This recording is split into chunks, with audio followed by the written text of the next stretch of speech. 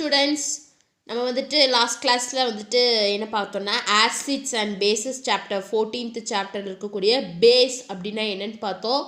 Next அதோட properties, physical properties and chemical properties பார்த்தோம். அதே மாதிரி யூசஸ் ஆஃப் பேசஸ், ஸோ பேசஸை நம்மளோட டே டு டே லைஃப்பில் எங்கெங்கே யூஸ் பண்ணுறோன்னு சொல்லி பார்த்தோம். இன்றைக்கி என்ன பார்க்க போகிறோன்னா நியூட்ரலைசேஷன் ரியாக்ஷன் தான் வந்துட்டு இன்றைக்கி கிளாஸில் நம்ம பார்க்குறோம். ஸோ ஃபஸ்ட்டு பாருங்கள், நியூட்ரலைசேஷன் அப்படின்னு என்னென்னு பாருங்கள்.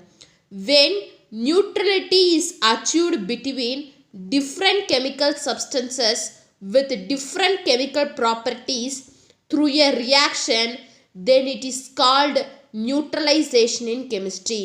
So ரெண்டு டிஃப்ரெண்ட் கெமிக்கல் சப்ஸ்டன்ஸுக்கு நடுவில் நியூட்ரலை வந்துட்டு நியூட்ரலிட்டி அப்படிங்கிறது வந்துட்டு நியூட்ரல், ரெண்டுத்துக்கும் நியூட்ரலான ஒரு பாயிண்ட் அதை அச்சீவ் பண்ணிட்டோம் அப்படின்னா, ஸோ அந்த கெமிக்கல் சப்ஸ்டன்ஸுக்கு நம்ம எடுத்துக்கக்கூடிய ரெண்டு கெமிக்கல் சப்ஸ்டன்ஸுக்கும் இருக்கக்கூடிய ப்ராப்பர்ட்டிஸ், கெமிக்கல் ப்ராப்பர்ட்டிஸ் வந்துட்டு டிஃப்ரெண்ட்டாக இருக்கும். ஸோ அந்த கெமிக்கல் சப்ஸ்டன்ஸுக்கு ரெண்டுத்துக்கும் நடுவில் நம்ம நியூட்ரலிட்டி அச்சீவ் பண்ணிவிட்டு ஒரு ரியாக்ஷன் மூலிமா அப்படின்னு பார்த்தீங்கன்னா அதைத்தான் நம்ம என்னென்னு சொல்கிறோன்னா கெமிஸ்ட்ரியில் நியூட்ரலைசேஷன் அப்படின்னு சொல்லுவோம். அதான் சொல்கிறாங்க, when neutrality is achieved between two different chemical substances with different chemical properties through a reaction, then it is called neutralization in chemistry. So ரெண்டு கெமிக்கல் சப்ஸ்டன்ஸ், அந்த ரெண்டு கெமிக்கல் சப்ஸ்டன்ஸஸ்க்கும் டிஃப்ரெண்ட் கெமிக்கல் ப்ராப்பர்ட்டிஸ் இருக்குது. So அந்த ரெண்டு chemical சப்ஸ்டன்ஸுக்கும் நடுவில் neutrality achieve பண்ணுறோம். So ஒரு reaction மூலமா அந்த அச்சீவ் பண்ணக்கூடிய அந்த ரியாக்ஷனை தான் என்னென்னு சொல்லுவோம்னு பார்த்தீங்கன்னா நியூட்ரலைசேஷன் ரியாக்ஷன் அப்படின்னு சொல்லுவோம். Thus neutralization is a chemical reaction in which acid and a base react with each other to form salt and water. So neutralisation அப்படிங்கிறது வந்துட்டு ஒரு ரியாக்ஷன், ஆசிடும் பேஸும் ரியாக்ட் பண்ணி ஒன்றுத்துக்கு ஒன்று ரியாக்ட் பண்ணி என்ன ஃபார்ம் பண்ணும், சால்ட் அண்ட் வாட்டரை வந்துட்டு ஃபார்ம் பண்ணும். Neutralisation reaction between an acid and a base can be written as acid plus base gives salt plus water. So இந்த நியூட்ரலைசேஷன் ரியாக்ஷன் ஆசிடுக்கும் பேஸுக்கும் நடுவில் இருக்கக்கூடிய நியூட்ரலைசேஷன் ரியாக்ஷன் நம்ம எப்படி எழுதலான்னு பார்த்தீங்கன்னா ஆசிட் ப்ளஸ் பேஸ், ஸோ இந்த ரெண்டு ரியாக்ட் ஆகி நமக்கு என்ன கொடுக்குது, ஒரு சால்ட் அண்ட் வாட்டரை வந்துட்டு தருது. In this reaction H plus and Cl minus ions are produced by hydrochloric acid and Na plus and OH minus ions are produced by sodium hydroxide base. So இந்த reaction என்னென்னு பார்த்தீங்கன்னா H plus ions and Cl minus ions இது எதனால் produce ஆகுதுன்னு பார்த்தீங்கன்னா hydrochloric ஆசிட்னால produce ஆகுது. அதே மாதிரி Na plus and OH minus ions வந்துட்டு எதனால் ப்ரொடியூஸ் ஆகுதுன்னு பார்த்தீங்கன்னா சோடியம் ஹைட்ராக்சைடு, அதாவது ஒரு பேஸ்னால ப்ரொடியூஸ் ஆகுது. ஸோ ஹைட்ரோக்ளோரிக் ஆசிட் அப்படிங்கிறது வந்துட்டு ஒரு ஆசிட், சோடியம் ஹைட்ராக்சைடு அப்படிங்கிறது ஒரு பேஸ்.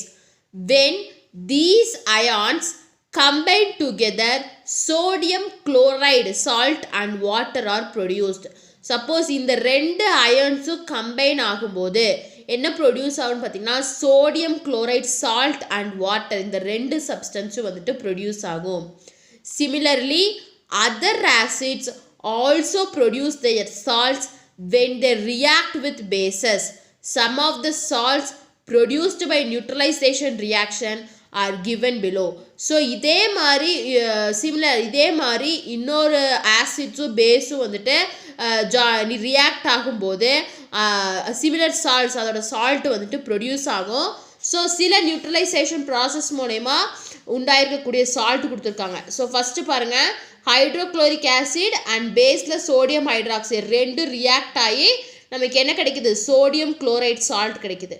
அதே மாதிரி sulphuric acid and sodium hydroxide ரெண்டு ரியாக்ட் ஆகி நமக்கு சோடியம் சல்ஃபேட் கிடைக்குது. ஸோ நைட்ரிக் ஆசிடும் சோடியம் ஹைட்ராக்சைடும் இதாகி ரியாக்ட் ஆகி நமக்கு சோடியம் நைட்ரேட் கிடைக்குது. அதே மாதிரி அசிட்டிக் ஆசிடும் சோடியம் ஹைட்ராக்சைடும் ரியாக்ட் பண்ணி நமக்கு சோடியம் அசிட்டேட் கிடைக்குது, சால்ட் கிடைக்குது. ஸோ இதான் வந்துட்டு நியூட்ரலைசேஷன் ரியாக்ஷன் மூலிமா ப்ரொடியூஸ் ஆன சால்ட்ஸ். ஸோ இதான் வந்துட்டு நியூட்ரலைசேஷன் ரியாக்ஷன். நெக்ஸ்ட் பாருங்கள், நியூட்ரலைசேஷன் ரியாக்ஷன்ஸ் இன் ஆர் டெய்லி லைஃப். நம்மளோட டே டு டே லைஃப்பில் இருக்கக்கூடிய நியூட்ரலைசேஷன் ரியாக்ஷன்ஸ் என்னென்னு பார்க்கலாம். Balancing acids and bases is important for our health and for our environment. So acids அண்ட் பேசஸை வந்துட்டு பேலன்ஸ் பண்ணுறது வந்துட்டு ரொம்ப ரொம்ப இம்பார்ட்டன்ட் நம்மளோட ஹெல்த்துக்கும் சரி நம்மளோட என்விரான்மெண்ட்டுக்கும் சரி. We come across various neutralization reactions in our daily life. So நம்மளோட டே டு டே லைஃப்பில் நிறைய நியூட்ரலைசேஷன் ரியாக்ஷன்ஸ் வந்துட்டு நடக்குது. Let us study about the importance of some of those reactions. So நம்மளோட டே டு டே லைஃப்பில் நடக்கக்கூடிய neutralisation ரியாக்ஷனோட இம்பார்ட்டன்ஸை தான் நம்ம பார்க்குறோம். ஃபஸ்ட்டு வந்துட்டு பீ பைட். ஸோ பீ அப்படின்னா தெரியும் தேனி. ஸோ தேனி கடின்னு சொல்லுவாங்களா, அதான் வந்துட்டு பீ byte. Whenever bees or red ants bite us, they inject an acid called formic acid into our body. Suppose எப்போச்சும் அந்த தேனியோ இல்லாட்டி ரெட் ஆண்ட் அப்படின்னா வந்துட்டு சிவப்பு கடல் இருக்கும்ல, செவ்வெரும்பு அப்படின்னு சொல்லுவாங்க. ஸோ அந்த எறும்போ நம்மளை கடிக்கும்போது என்ன நம்ம பாடியில் இன்ஜெக்ட் பண்ணணும்னு பார்த்தீங்கன்னா ஃபார்மிக் ஆசிடை வந்துட்டு நம்ம பாடியில் இன்ஜெக்ட் பண்ணும். This acid cause burning sensation and pain. So அந்த ஆசிட் வந்துட்டு நம்ம பாடியில் வந்ததுக்கு அப்புறம் அது நமக்கு என்ன தரும், ஒரு பேர்னிங் சென்சேஷனையும் ஒரு பெயினையும் வந்துட்டு தரும். To suppress the pain a suitable base in the form of calcium hydroxide is applied so as to neutralise the formic acid. So அந்த பெயினை சப்ரஸ் பண்ணுறக்கு அடக்கிறதுக்காக ஒரு சூட்டபிள் பேஸை வந்துட்டு நம்ம வீட்டில் வந்துட்டு யூஸ் பண்ணுவோம். அது வேறு எந்த பேஸும் இல்லை, நம்ம வீட்டில் வந்துட்டு கால்சியம் ஹைட்ராக்சைடு வந்து சுண்ணாம்பு வச்சு தேய்ப்பாங்க பார்த்தீங்களா. ஒரு தேனியோ வேறு ஏதாச்சும் அந்த எறும்போ கடிச்சா வந்துட்டு அதை வந்துட்டு சுண்ணாம்பு வச்சு தேய்ப்பாங்க, அதான் வந்துட்டு கால்சியம் ஹைட்ராக்சைடு. ஸோ அது வந்துட்டு ஒரு பேஸ். ஸோ வந்துட்டு ஃபார்மிக் ஆசிட் நம்மளோட பாடியில் இன்ஜெக்ட் ஆகும்போது அதை சப்ரஸ் பண்ணுறக்காக ஒரு பேஸை வந்துட்டு நம்ம வந்துட்டு இது பண்ணுறோம். ஸோ இப்படி தான் ஃபஸ்ட்டு ரியாக்ஷன் நடக்குது நம்மளோட டே டு லைஃப்பில். ஸோ ஃபஸ்ட்டு நியூட்ரலைசேஷன் ப்ராசஸ் என்ன, பீ பைட். ஸோ எப்போவாச்சும் நம்ம அந்த பீஸோ இல்லை ரெட் ஆண்ட்டோ கடிக்கும்போது அது நம்ம பாடியில் ஃபார்மிக் ஆசிட் இன்ஜெக்ட் பண்ணோம்.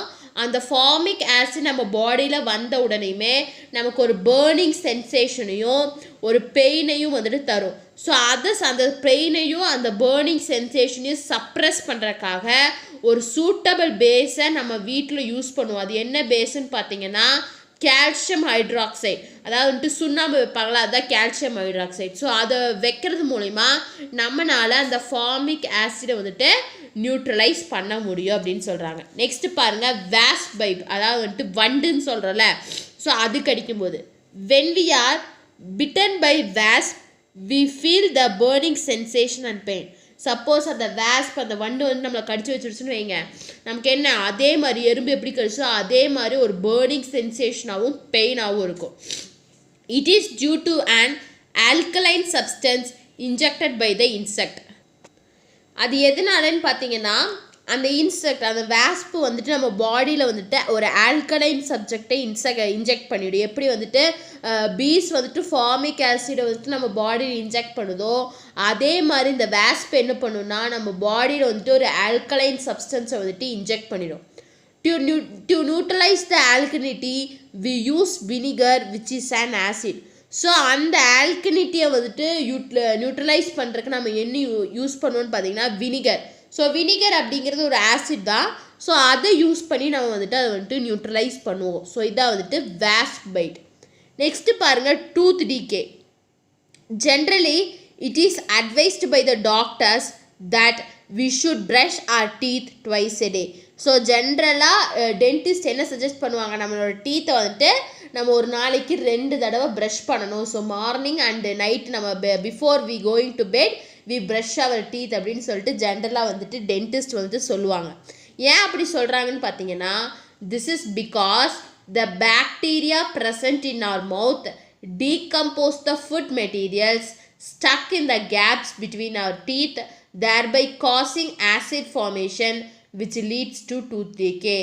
ஏன் அப்படின்னு சொல்கிறாங்கன்னா பாக்டீரியா நம்மளோட மவுத்தில் இருக்கக்கூடிய பாக்டீரியா என்ன பண்ணும், நம்ம எடுத்துக்கக்கூடிய ஃபுட் மெட்டீரியல்ஸை டீகம்போஸ் பண்ணி ஒவ்வொரு டூத்துக்கும் நடுவில் இருக்கக்கூடிய அந்த சின்ன சின்ன கேப்ஸை வந்து ஸ்டக் பண்ணிவிடும். ஸோ அப்படி பண்ணும்போது என்ன ஆகுன்னு பார்த்தீங்கன்னா நம்மளோட டீத் வந்துட்டு டீத் வந்துட்டு என்ன பண்ணும், ஆசிட் அந்த டீத் அந்த கேப்ஸில் வந்துட்டு ஆசிட் ஃபார்ம் ஆகி அதுவே வந்துட்டு டூத் டீகேக்கு ஒரு காரணமாக இருக்கும். To prevent this we have to neutralise the acid. So இதை ப்ரிவென்ட் பண்ணுறக்காக நம்ம என்ன பண்ணணும், அந்த ஆசிடை வந்துட்டு நியூட்ரலைஸ் பண்ணணும். when we brush with tooth powder or toothpaste containing weak bases the acid get neutralized. So நம்ம 2 தடவை ப்ரஷ் பண்ணுறது மூலிமா அந்த நம்ம ப்ரஷ் பண்ணக்கூடிய பவுட்ரு அந்த டூத் பவுடர்லேயோ இல்லை டூத் பேஸ்ட்லேயோ என்ன இருக்கும், வீக் பேஸ் இருக்கும். ஸோ வந்துட்டு அந்த பேஸ் வந்துட்டு ஆசிட் கூட ரியாக்ட் ஆகும்போது என்ன அங்கே வந்துட்டு அது ரெண்டும் வந்துட்டு நியூட்ரலைஸ் ஆகிடும். So our teeth will be strong and healthy. So அதனால் நம்மளோட டீத் வந்துட்டு ஸ்ட்ராங்காகவும் ஹெல்த்தியாகவும் இருக்குங்கிறாங்க. ஸோ தேர்ட் ஒன் என்ன, டூத் டிகே. ஸோ ஜென்ரலாக ஏன் வந்துட்டு டாக்டர்ஸ் வந்துட்டு 2 times வந்துட்டு ஒரு நாளைக்கு twice a day வந்துட்டு நம்ம ப்ரஷ் பண்ணணும்னு சொல்கிறாங்கன்னு பார்த்தீங்கன்னா, நம்ம மவுத்தில் இருக்கக்கூடிய பாக்டீரியாஸ் என்ன பண்ணணும்னா நம்ம எடுத்துக்கக்கூடிய ஃபுட் மெட்டீரியல்ஸை டிகே பண்ணிவிட்டு நம்ம டீத்துக்கு நடுவில் இருக்கக்கூடிய கேப்ஸில் ஸ்டக் பண்ணிவிடும். ஸோ இதனால் என்னென்னு பார்த்தீங்கன்னா ஆசிட் வந்துட்டு அங்கே ஃபார்ம் ஆகும். ஸோ ஆசிட் ஃபார்ம் ஆகும்போது என்னென்னு பார்த்தீங்கன்னா நம்மளோட டூத் வந்துட்டு டிகே ஆக ஆரம்பிக்கும். ஸோ நம்ம வந்துட்டு 2 தடவை ப்ரஷ் பண்ணும்போது நம்ம ப்ரஷ் பண்ண யூஸ் பண்ணக்கூடிய டூத் பேஸ்ட்லேயோ டூத் பவுடர்லேயோ வந்துட்டு ஒரு வீக் பேஸ் இருக்கும். அந்த பேஸ் வந்துட்டு இந்த ஆசிடை வந்துட்டு நியூட்ரலைஸ் பண்ணிவிடும். ஸோ அப்போ வந்து நம்ம டீத் வந்துட்டு ரொம்ப ஸ்ட்ராங்காகவும் ஹெல்த்தியாகவும் இருக்கும். ஸோ இதான் வந்துட்டு டூத் டிகே. நெக்ஸ்ட்டு பாருங்கள் acidity. As we know hydraulic acid present in our stomach helps the digestion of food material along with enzymes secreted by liver, gallbladder and pancreas. So நமக்கு எல்லாத்துக்குமே தெரியும் நம்மளோட ஸ்டொமக்கில் என்ன செக்ரீட் ஆகுது, hydrochloric acid HCl வந்துட்டு secrete ஆகுது. So அதை எதுக்கு ஹெல்ப் பண்ணுது, நம்மளோட ஃபுட்டோட டைஜஷன் ப்ராசஸ்க்கு வந்துட்டு ஹெல்ப் பண்ணுது. ஸோ ஃபுட்டோட டைஜஷன் ப்ராசஸ்க்கு என்னென்ன காரணமாக இருக்குது, இந்த லிவர், கால் பிளேடர், பேன்க்ரியாஸ் இந்த 3 செக்ரீட் பண்ணக்கூடிய என்சைம்ஸ் கூட சேர்ந்து அந்த ஹைட்ரோக்ளோரிக் ஆசிட் வந்துட்டு ஃபுட் மெட்டீரியல்ஸோட டைஜஷனுக்கு வந்துட்டு காரணமாக இருக்குது. Sometimes due to excessive production of hydrochloric acid in our stomach we feel burning sensation in food pipe and chest area. Suppose சில டைம்ஸில் வந்துட்டு இந்த ஹைட்ரோக்ளோரிக் ஆசிடோட ப்ரொடக்ஷன் வந்துட்டு ரொம்ப அதிகமாக இருக்கும்போது நம்ம என்ன ஃபீல் பண்ணுவோம், ஒரு பேர்னிங் சென்சேஷன் நம்மளோட ஃபுட் பைப்லேயோ நம்மளோட செஸ்ட் ஏரியாலேயும் வந்துட்டு அதிகமான பேர்னிங் சென்சேஷன் நம்ம ஃபீல் பண்ணுவோம். If this happens again and again ulcer will be formed in the stomach and food pipe which further aggravates the conditions. So இது வந்து திருப்பி நடந்துகிட்டே இருந்துச்சுன்னு பார்த்தீங்கன்னா நம்மளோட ஃபுட் பைப்லேயும் நம்மளோட ஸ்டொமக்லேயும் வந்துட்டு என்ன ஒரு அல்சர் கம்ப்ளைண்ட் வரும். ஸோ அது வந்துட்டு இதை விட ரொம்ப மோசமாக நம்மளை பாதிக்கும். in order to neutralize antacids which are nothing but weak bases like aluminum and magnesium hydroxides are used. So வந்துட்டு இதை நியூட்ரலைஸ் பண்ணுறக்காக நம்ம என்ன யூஸ் பண்ணுவோம்னு பார்த்தீங்கன்னா ஆன்டாசிட்ஸை வந்துட்டு யூஸ் பண்ணுவோம். So to neutralise this we use ஆன்டாசிட்ஸை வந்துட்டு யூஸ் பண்ணுவோம். ஸோ ஆன்டாசிட்ஸ் அப்படிங்கிறது ஒன்றுமே இல்லை, அதில் என்ன இருக்குன்னு பார்த்தீங்கன்னா அலுமினியம் அண்ட் மெக்னீஷியம் ஹைட்ராக்சைட்ஸ் தான் இருக்கும். ஸோ இதனால என்ன ஆகும்னா அசிடிட்டி வந்துட்டு ரிமூவ் ஆகிடும். ஸோ ஒரு பேஸை வச்சு நம்ம அந்த ஆசிடை வந்துட்டு நியூட்ரலைஸ் பண்ணிடுறோம். ஸோ அது மூலயமா அசிடிட்டி வந்துட்டு கிளியர் ஆகும், அதான் சொல்கிறாங்க. ஸோ ஃபோர்த்து ஒன்று என்ன, அசிடிட்டி. சப்போஸ் ஹைட்ரோக்ளோரிக் ஆசிட் வந்துட்டு நம்மளோட ஸ்டொமக்கில் எக்ஸசிவாக வந்துட்டு செக்ரீட் ஆகும்போது நமக்கு அல்சர் கம்ப்ளைண்ட் வருது. இதை நம்ம எப்படி க்யூர் பண்ணுவோன்னு பார்த்தீங்கன்னா வீக் பேஸஸ் அதாவது வந்துட்டு ஆன்டாசிட்ஸ் யூஸ் பண்ணுவோம். அந்த ஆன்டாசிட்ஸ் அப்படிங்கிறது வந்துட்டு ஒரு நத்திங் பட் இது ஒரு வீக் பேஸ் தான். அதில் என்ன இருக்குன்னு பார்த்தீங்கன்னா அலுமினியம் அண்ட் மெக்னீஷியம் ஹைட்ராக்சைடு இருக்கும். அதை யூஸ் பண்ணி நம்ம அந்த அசிடிட்டியை ரிமூவ் பண்ணுறோம் அப்படின்னு சொல்கிறாங்க. ஸோ இதான் வந்துட்டு ஃபோர்த் ஆஸ்பெக்ட். நெக்ஸ்ட்டு வந்துட்டு அக்ரிகல்ச்சர் அண்ட் இண்டஸ்ட்ரீஸ் இன்னும் 2 ஆஸ்பெக்ட் இருக்குது, அதை நம்ம நெக்ஸ்ட் கிளாஸில் பார்க்கலாம். ஸோ இன்றைக்கி கிளாஸில் நம்ம என்ன பார்க்குறோன்னா நியூட்ரலைசேஷன்னா என்ன, நியூட்ரலைசேஷன் ரியாக்ஷன் அப்படின்னா என்ன, ஸோ அந்த நியூட்ரலைசேஷன் ப்ராசஸ் மூலமா நமக்கு என்னென்ன சால்ட்ஸ் வந்துட்டு கிடைக்குதுன்னு பார்த்தோம். அதே மாதிரி நம்மளோட டே டு டே லைஃப்பில் இருக்கக்கூடிய நியூட்ரலைசேஷன் ரியாக்ஷன். ஸோ ஃபஸ்ட்டு வந்துட்டு பீ பைட் அதாவது தேனி கடி பார்த்தோம்.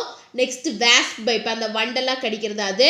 நெக்ஸ்ட்டு நம்மளோட tooth decay and 4th acidity பார்த்தோம். இன்னும் 5th அக்ரிகல்ச்சரும் 6th இண்டஸ்ட்ரீஸும் இருக்குது. இதை நம்ம நெக்ஸ்ட் கிளாஸில் பார்க்கலாம். ஸோ நெக்ஸ்ட் கிளாஸில் இந்த 2 ஆஸ்பெக்ட் பார்த்ததுக்கப்புறம் இண்டிகேட்டர்ஸ் அப்படின்னா என்னென்னு சொல்லிட்டு நெக்ஸ்ட் கிளாஸில் பார்க்கலாம். ஸோ இன்றைக்கி கிளாஸில் ஏதாச்சும் டவுட் இருந்துச்சு அப்படின்னா கமெண்ட் பண்ணுங்கள். இந்த வீடியோ கிளாஸ் பிடிச்சிருந்தா லைக் பண்ணுங்கள், ஷேர் பண்ணுங்கள், சப்ஸ்கிரைப் பண்ணுங்கள். தேங்க்யூ.